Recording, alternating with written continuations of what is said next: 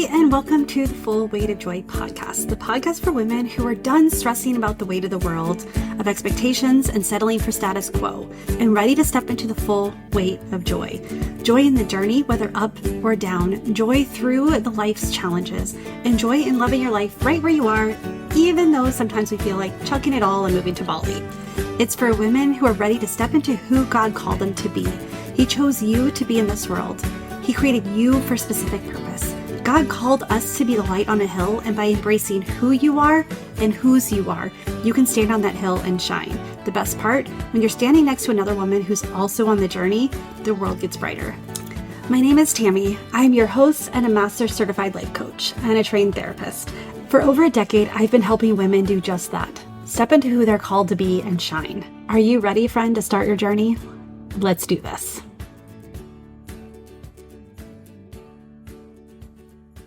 Hey, welcome back to the podcast. Today I have an episode that we're going to see where it goes. We're going to see this topic has been on my heart a little bit, and I've kind of played around with an outline, and it really just got to the point where I was like, I just need to say what's on my heart. I've been in the mental health world for over a decade. I have been in the personal development world for years and decades before that. I've been through some really hard things in my life, and I'm not just talking about losing my husband, but moving every couple of years, losing my mom, losing hopes, dreams, losing my identity. There's losing the essence of me, and actually not just once throughout my life. When I really look at it, there's been a couple of big losses, and the one thing that has always driven me, and the one thing that I attribute to where I am today is I have grit. And I was listening to some ladies talk about their goals. I was at a coffee shop, and I was kind of overhearing. I was writing, and I was just listening to the conversation, and they were talking loud. So, I wasn't completely eavesdropping there. They were making it very easy to hear, but they were talking about how they had no long-term goals, how they were talking about how they lost themselves. And I was like, and even the way they were talking about it, it was just hopeless. They were talking about how everything was done to them, and it was heartbreaking. And I just could not, it kept coming up and coming up and coming up as I was journaling and thinking about it, because what is grit? And I know Angela Duckworth, if you're not familiar with her work is amazing. And she kind of defined this and really started talking about what grit is. But overall, grit is the someone's perseverance and passion for long-term goals. It involves maintaining determination and motivation over an extended period of time, despite experiences of failure, adversity, and plateaus in progress. The concept of grit suggests that success in any field is not only due to one's inherent talent, but significantly due to perseverance and continuous effort one puts into overcoming obstacles and pursuing long-term objectives. Okay, that's a lot of words to say. You fall down and you get back up. And I was trying to think about it, because this is not just a one time. And as I'm talking to my kids too, like I feel like they haven't built the grit, the stick to itness, everything's figure outable, the willing to get uncomfortable, that I think us babies of the 80s, we had to, grit almost came naturally for us. We had to figure things out. We had circumstances. We didn't have YouTube to tell us how to do everything. So when we broke something, we had to fix it on our own. When we didn't have GPS, so when we got lost, we had to figure out how to get home. We didn't have trackers. So our parents and my daughter tracks me all the time, and it's like, hey, since you're running my Sprouts, can you have me some, can you give me some popcorn? And I'm like, how do you know where I am? We have all these tools now that has made things instant and easy, and makes it look like or feel like we can't figure things out. Why do we put effort into figure things out if we can just take the easy way? And I'm just like, this is not good for us. It's not helpful. And there's going to be a time where we really do, we need to have, we need to know that we can figure it out, that we need to trust ourselves and have faith in God and in our strengths and in our talents and our gifts. We've been through things before and we can continue to go through them again. Sorry about that. I'm recording this outside and so I don't have my regular mic but I just wanted to share this and it was because it's on my heart and grit and perseverance and sticking to things and keep moving forward despite falling down, not knowing where I'm going, not knowing the way, period, or not knowing how to do something. I always figured it out. And I look at my kids and I'm like, did they ever? I mean, I try to put them in positions where they could figure things out. I tried to ask them questions instead of giving them the answer or fixing their problem right away.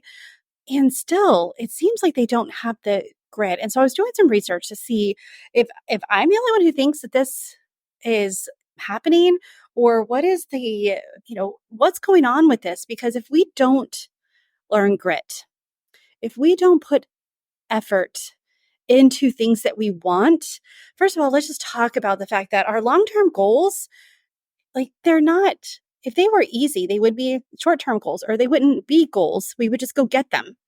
So we're already talking about things that we know we want and we haven't achieved yet. There are things that that's worth fighting for, things that we want and we want to earn it and we want to work towards it and we want to feel good when we get it. And so these long-term goals, like I just fear that when I talk to my son about long-term goals, granted he's 16. I get it. He doesn't know what he wants to do next week. But the idea of setting a goal and pursuing it is he only goes as far as the first obstacle. And then he decides that the goal's not good enough. The goal, it's not worth it. The goal, he doesn't want to do it. And I was like, that is not how I grew up. And I know that that's also not how you ladies grew up because again, we were born in a tough time that we got the opportunity to figure things out. And I was like, okay, so what is going on right now that we're losing that? And so I was looking at three things that I believe is causing the lack of grit. And the first thing is the instant gratification culture. I mean, Amazon, YouTube, internet, we have our phones with us. We can't even go anywhere without someone getting us, like without someone reaching us or knowing where we are. We can't get silent. Like I'm working on writing right now, and the amount of distractions that come, well, you know, some are my own distractions, but there's just so many things. Like I had to stop trying to write with my phone near me. I need to write on my computer, but I turned off Wi-Fi on it. So that way I'm not getting notifications. I'm not getting beeps. I'm not getting anyone pinging me because I needed time to just disconnect and be alone with my thoughts. This instant gratification culture, it's like everything is right at our fingertips. If you want food, it's delivered. If you want to know how to fix something, it's instead of figuring it out, you've got 1,200 videos showing you how to do the exact same model that you want to fix. We don't, this working to figure things out. I mean, even let's talk about I use GPS all the time. I've lived in Tulsa for 5 years and I still use GPS for a majority of the things. If it's the same path over and over, like I won't, but overall though, I really do use GPS. So there's always information right at our fingertips. And this instant gratification culture, because let me tell you, when I was in, I think it was 6th grade. So we lived on a base or actually we did not live. We lived in a little villa in Italy, and I went to school on a Marine base. So there's a Marine base and Navy base. My dad worked for NATO at the time, and I was 6th grade. So that's what, 12-ish years, right? Yeah, I think that's right. 12-ish. Well, anyway, there's a bus that you got on the bus and you went to where sports. And then my parents would usually go there. I had a brother and sister. We all three of us played sports. We were on different teams, different activities. And one day, and I mean, again, sixth grade. Okay. So I didn't have sports that day. But I had an appointment. And so I stayed after school for that. But my parents were supposed to pick me up from school after. Well, I waited and I was like, okay, well, maybe after sports, they would pick me up.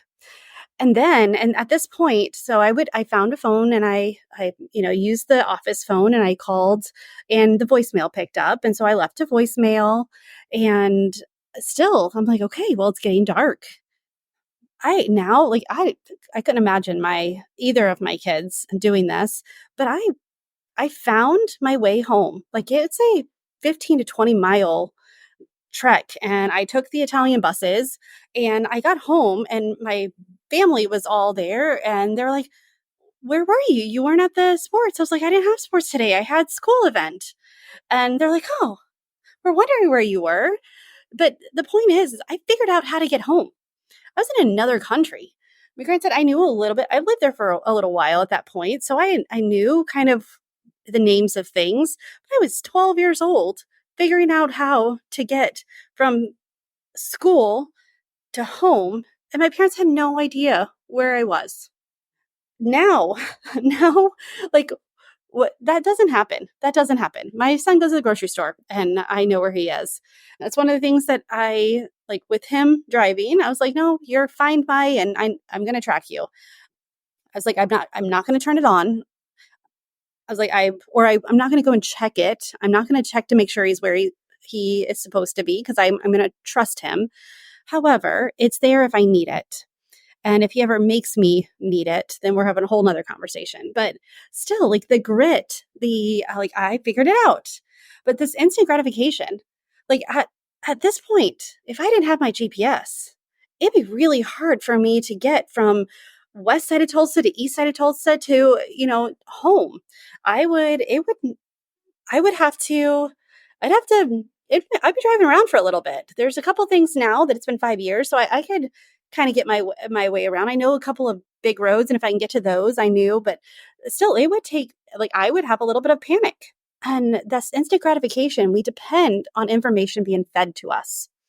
So the second one that I think is this fear of failure, which this is not new. This is not new.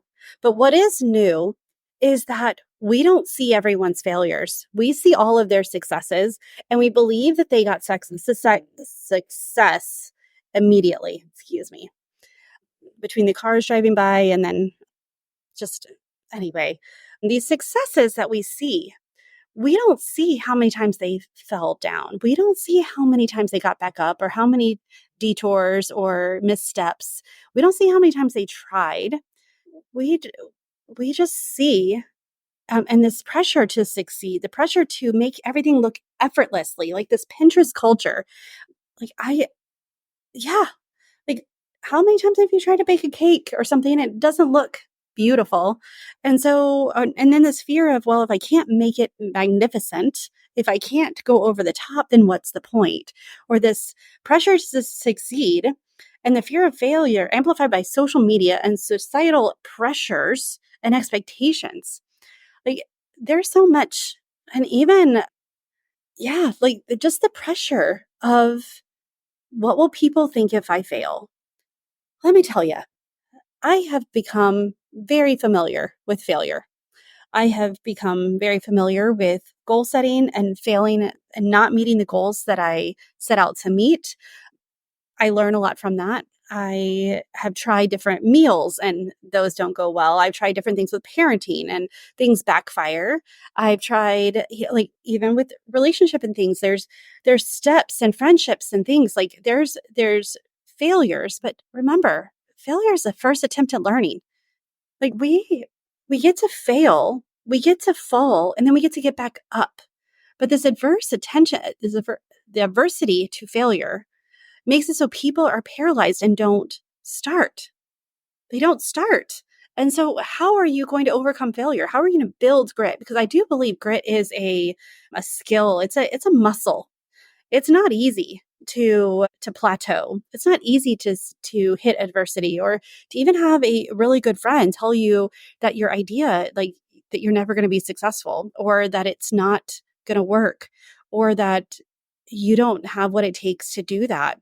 Or when you look at your child and you're like, how, just how they are, indifferent to different ideas and values that you've instilled.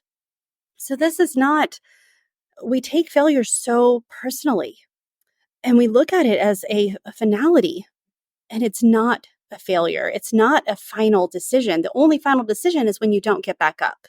So you need to get back up. And the last one here is the lack of resilience in adversity, like the modern comforts and conveniences. We don't like to be uncomfortable. We don't.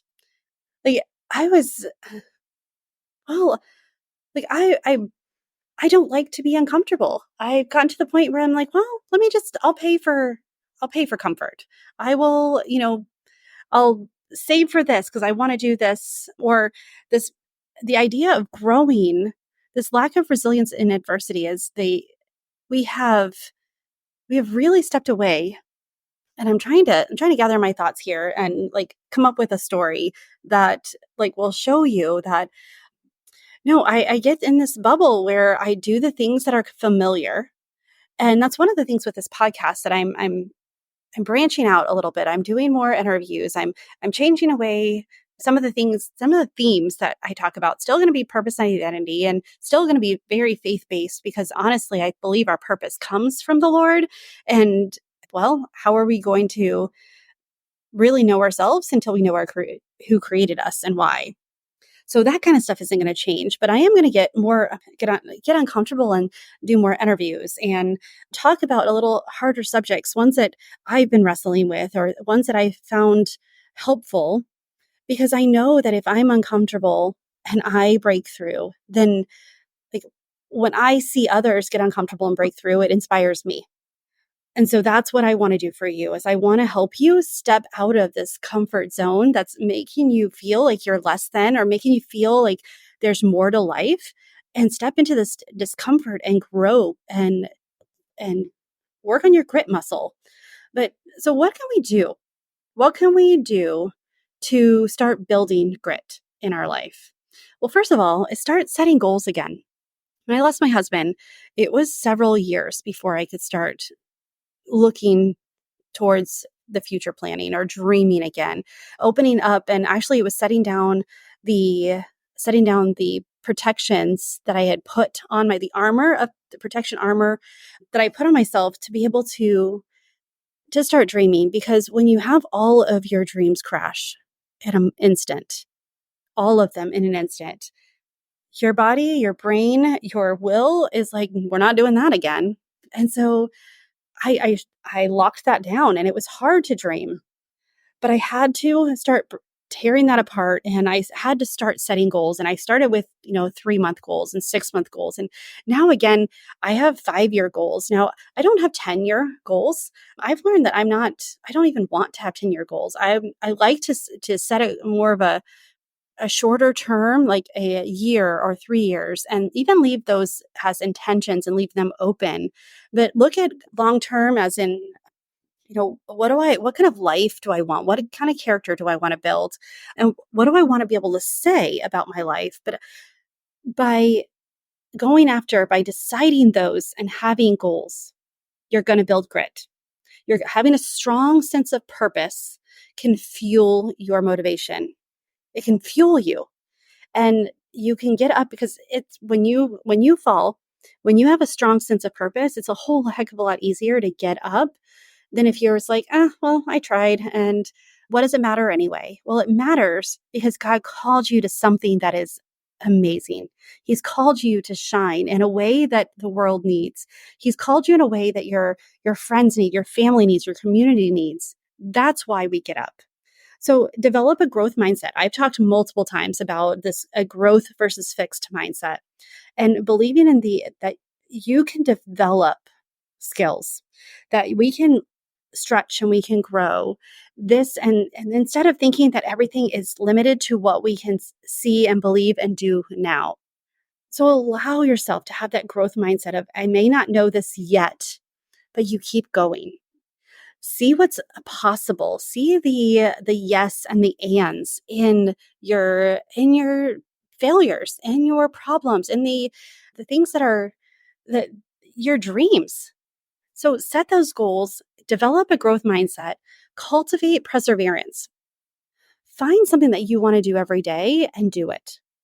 Every time your brain's like, no, I think I'll skip today, remind yourself who you are and whose you are and what you're made of.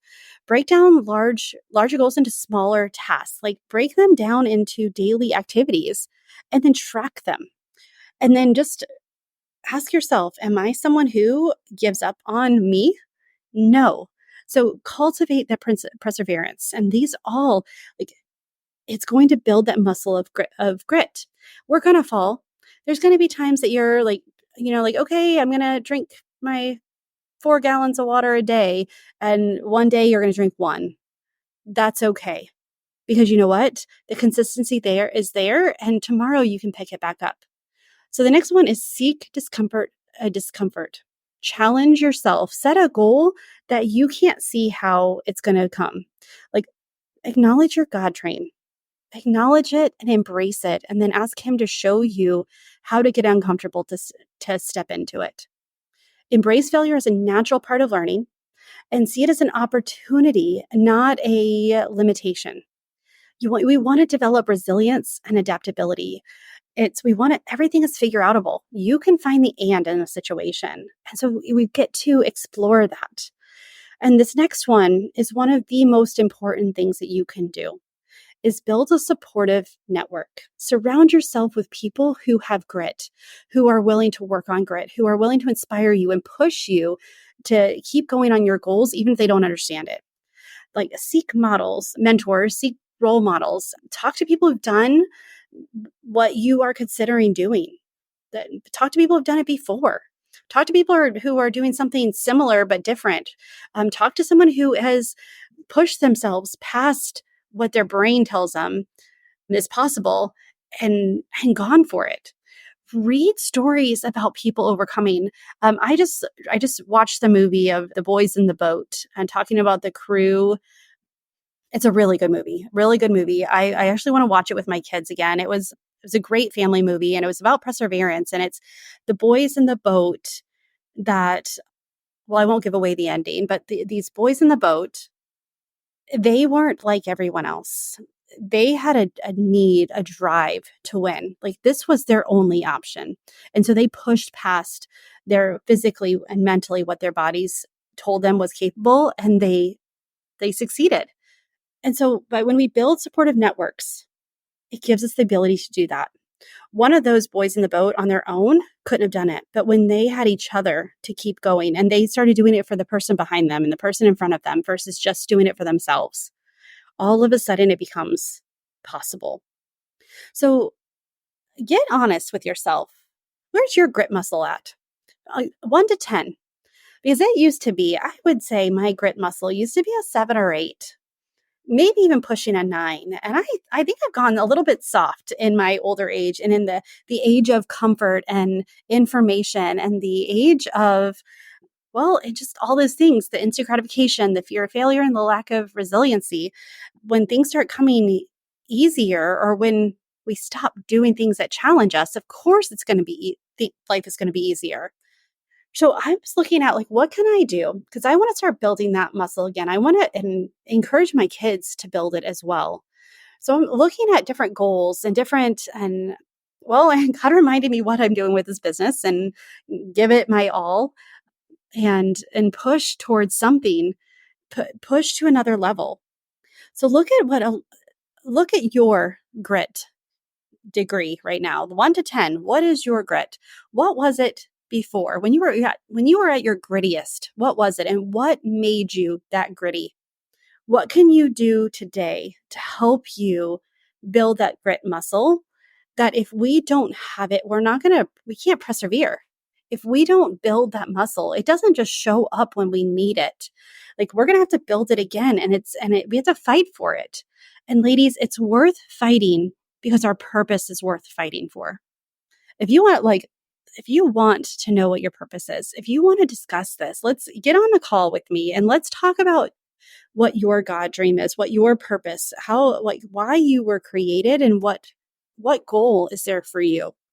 What is your grit level, and how can you expand that? How can you get out of your comfort zone?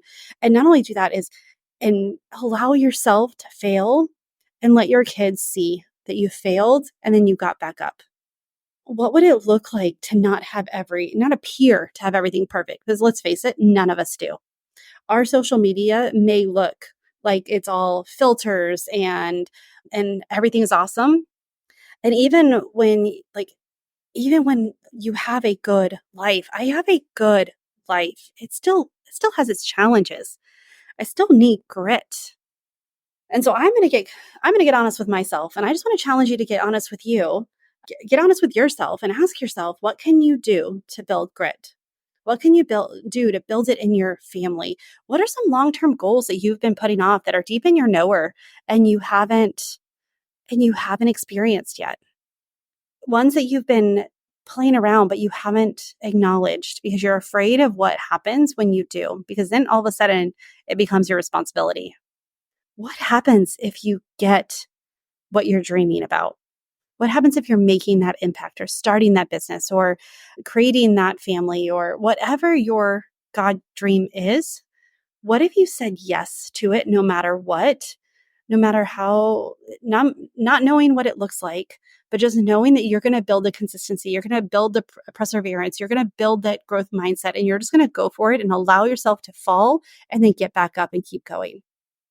All right, friend. Well, I can't wait to talk to you about this. I'm serious. Book a call with me and let's chat about what's possible. What these clarity calls. It's not just me telling you about coaching. In this call, my goal is to help you see what you're capable of. See what's possible when you start setting aside everything that's getting in the way. These calls are about you, not about me. So if you want 20 to 30 minutes about you, about looking at what's possible for you, what's in your heart, book a call with me and let's chat. All right, the link is in the show notes, and I can't wait to talk to you. All right, with that, bye for now.